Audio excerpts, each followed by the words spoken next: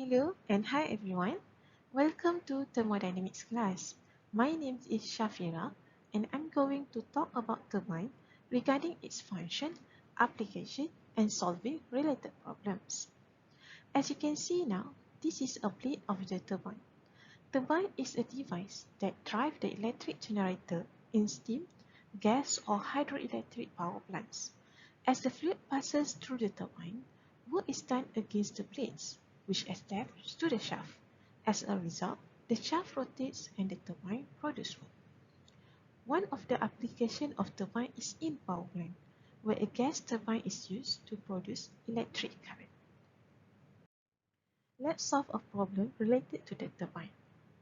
Steam enters a turbine with a 10 megapascal and 550 degrees Celsius with a velocity of 60 meter per second and leave at 25 kilopascal with a quality of 95%. Heat loss of 30 kJ per kilogram occurs in the turbine. The inlet and exit areas of the turbine are 0.015 meter square and 0.14 meter square respectively. Assume potential energy change is negligible. A. Sketch a simple diagram of the system and show its boundary. B. Determine the power output of the turbine in kilowatt. C. If the turbine is insulated and there is no heat loss to the surroundings, what will be the effect on the power of the turbine? Let's start with A first.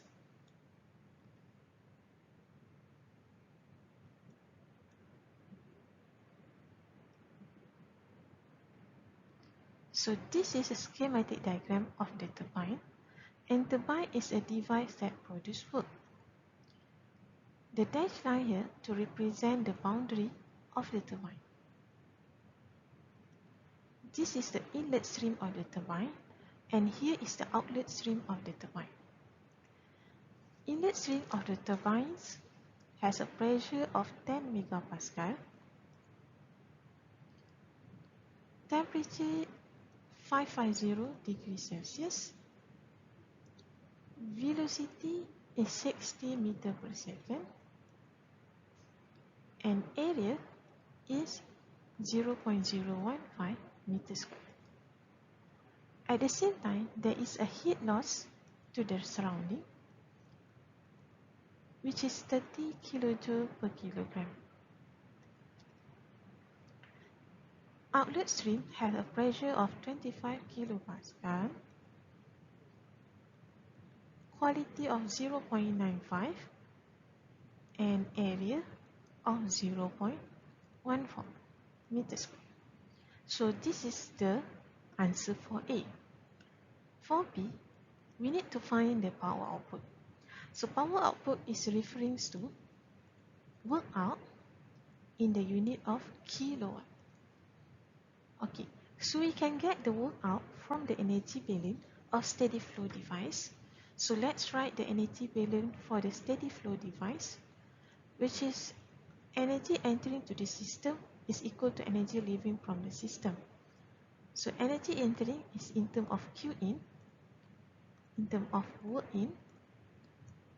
in terms of energy transport by mass, and same goes to the energy entering from the system.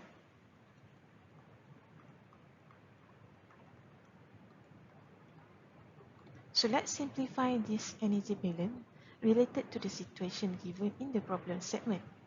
So since there is no heat addition to the turbine, so Q in is equal to 0. The turbine is not a device that consumes work, so work in is equal to 0. And it mentioned in the problem statement that potential energy change is negligible, so Gz1 and Gz2 is equal to 0. So we can simplify the equation now.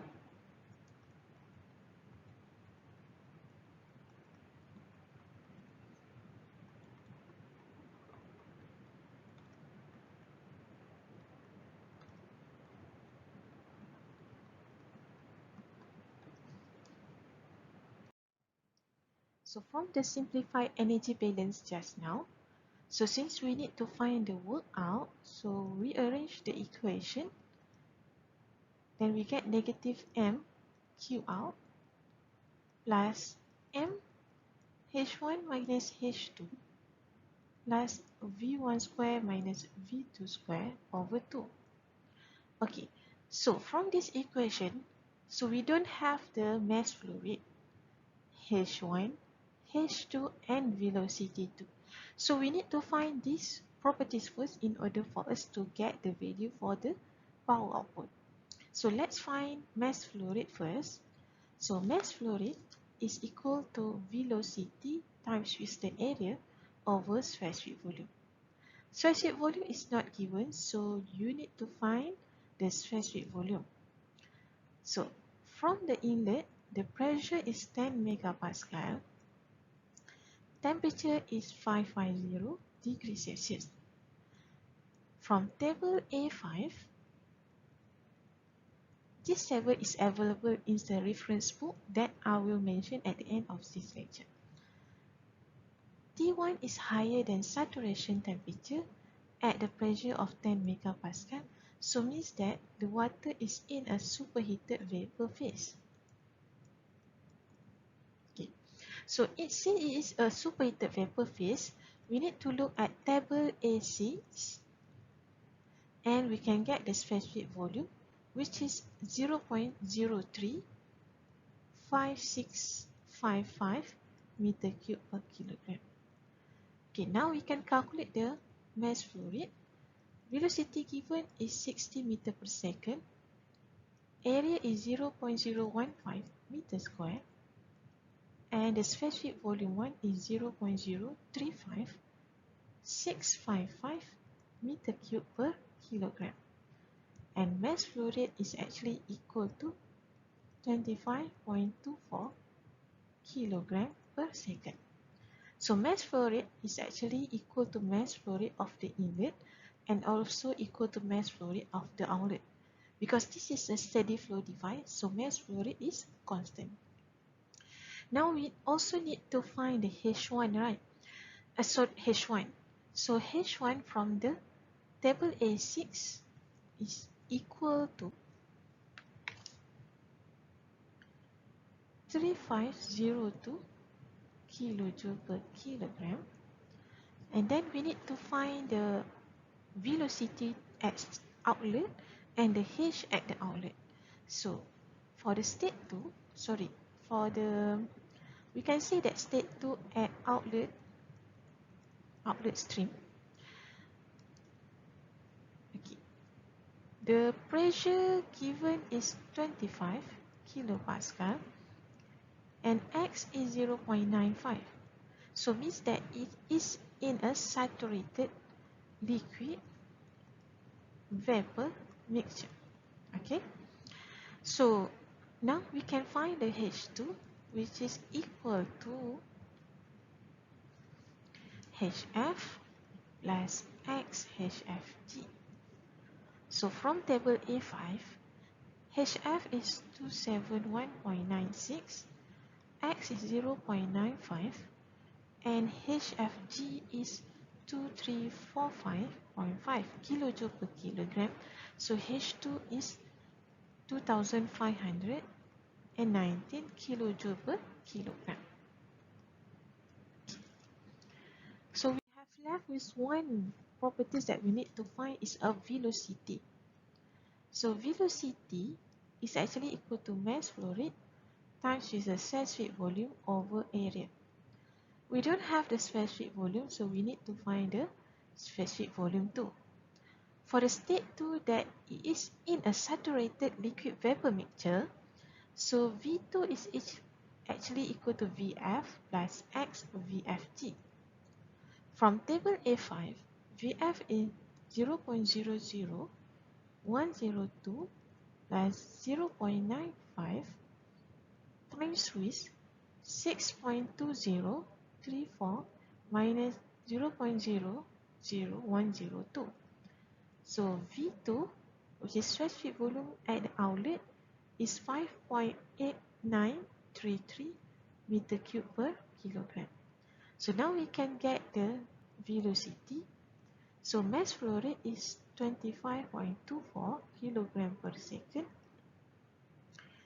Spreadsheet volume is 5.8933 meter cube per kilogram. And the area is 0.14 meter square. So the velocity is 1062.47 meter per second.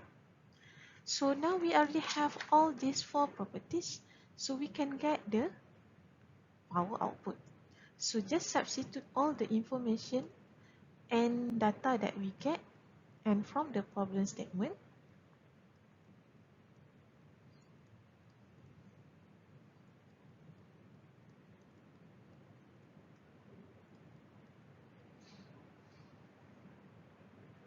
Okay, for this part, so you need to be careful.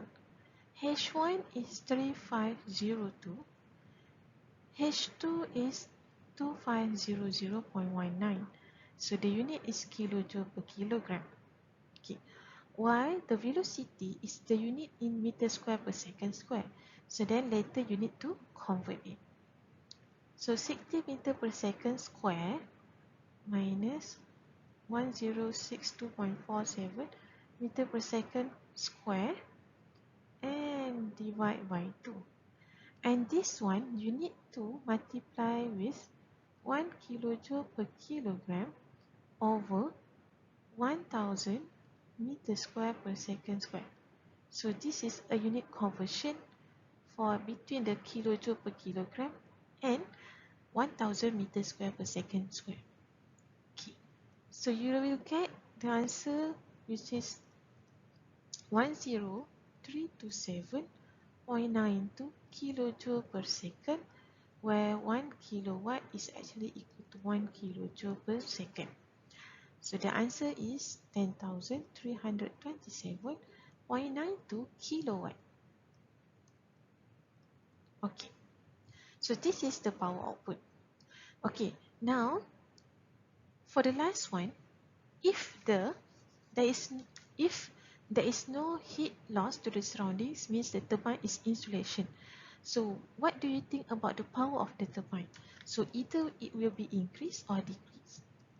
So from the previous equation just now, which is work out is equal to negative m q out plus m h1 minus h2 plus v1 square minus v2 square over 2, which is equal to 10,327.92 kilowatt. If q out is 0, then we don't have q out, this term q out here. So it only becomes mass flow rate times h1 minus h2 plus v1 square minus v2 square over 2. Okay, so you can see that there is no deduction of negative mq out. So since there is no deduction for negative mq out is needed, so the total power output for the adiabatic turbine should be higher. So that's all for now. Thank you for watching. Hope you learned something. So this is the reference book that I refer. Thank you. Bye.